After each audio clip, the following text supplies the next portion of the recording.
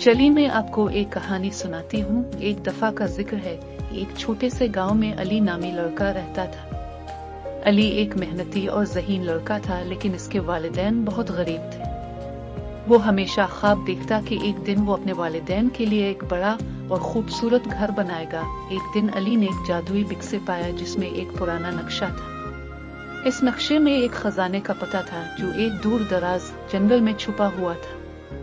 अली ने अपने दोस्त अहमद को बताया और दोनों ने मिलकर इस खजाने को ढूंढने का फैसला किया। उन्होंने कई दिनों तक सफर किया, दरिया उबूर किया और पहाड़ चढ़े। बिलाखिर वो इस जगह पर पहुंच गए जहां नक्शे में खजाने का जिक्र था। वहां एक बड़ा दरख्त था जिसके नीचे एक संदूक दफन था। अली और अहमद ने मिलकर संदूक को खोदा और इसे खोला। संदूक में सोने के सिक्के, जवाहरात और कीमती पत्थर थे। अली और अहमद ने खजाने